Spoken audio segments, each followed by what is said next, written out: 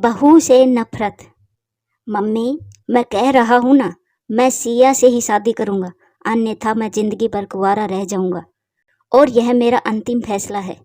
अब इस विषय पर मैं आपसे आगे बहस नहीं करूँगा। तभी अभिनव की मम्मी रमा जी ने कहा, बेटा तू समझता क्यों नहीं है? हमने तेरे सामने सिया की जन्म कुंडली पंडित जी को दिखाई थी ना, और उन्होंने सिया की कुंडली में मांगलिक दोष बताया है। अब तू बता, सब कुछ पता होते हुए हम तेरी शादी एक मांगलिक लड़की से कैसे कर दे? तू जानता नहीं कि मांगलिक दोष वाले की जीवन साथी की मौत जल्दी हो जाया करती है।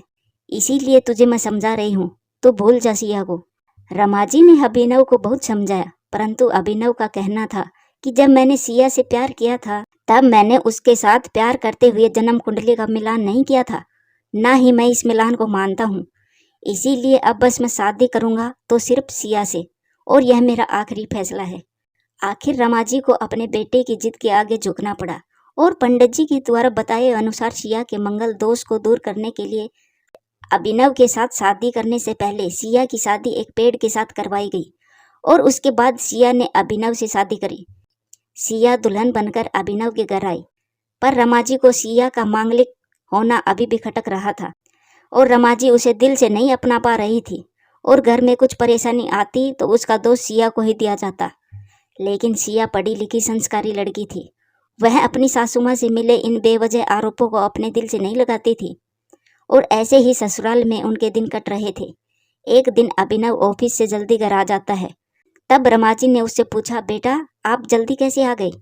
तब उसने बताया, माँ आज सुबह से ही सिर दर्द और बहुत कमजोरी आ रही है, इसीलिए ऑफिस में काम करने की हिम्मत नहीं हुई मेरी। तब रमा जी ने कहा, चल बेटा जल्दी कर, हमें डॉक्टर के पास चलना चाहिए। तब अभिनव और रमा जी डॉक्टर को दिखाने गए।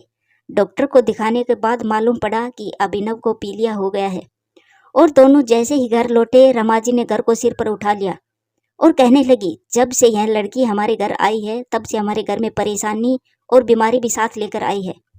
इसके कदम ही अशुभ है। अब देखो, इसका मांगलिक दोष मेरे बेटे पर भी असर करने लग गया है।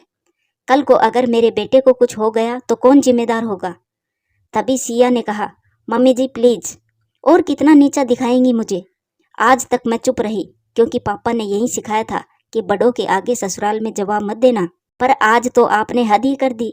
अगर आज मैं नहीं बोली तो जिंदगी भर खुद को माफ नहीं कर पाऊंगी। मम्मी जी, अगर आप पंडित जी पर भरोसा नहीं करती तो उनके कहे अनुसार आपने सारी मांगलिक दोष निवारण की विधि क्यों करवाई? क्यों पहले आपने मेरी पेट से शादी करवाई?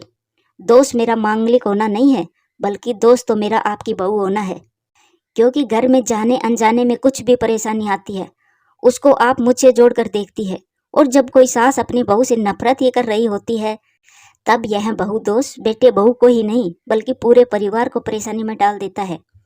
और इस बहू दोष से मुक्ति सिर्फ सास ही दिलवा सकती है। बहू को अपनी बहू माने और उसे दिल से अपनाए, उसे भी सम्मान दे और महसूस कराए कि वह भी इस परिवार का सदस्य है। नहीं तो बहू दोष मांगलिक दोष से भी ज्यादा पीड़ादायक हो जाता है। सिया की कही हुई बातें रमा जी के दिल को झकझोर कर रही थी और उन्हें मन ही मन पश्चाताप भी हो रहा था।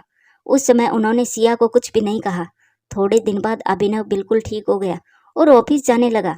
1 महीने बाद अभिनव की सैलरी भी बढ़ गई। तब उसने घर आकर इसका श्रेय सिया को दिया तो रमा जी बोली, हाँ सही है बेटा, तू तो सारा श्रेय बहू को ही देगा। तेरी माँ का आशीर्वाद तो तेरी प्रगति के पीछे रहता है, तेरे साथ नहीं। तू तो मुझे श्रेय देना भूल ही गया। माँ, सिया का इस बार मांगलिक दोष मुझ पर और ना ही मेरी तरक्की पर लगा।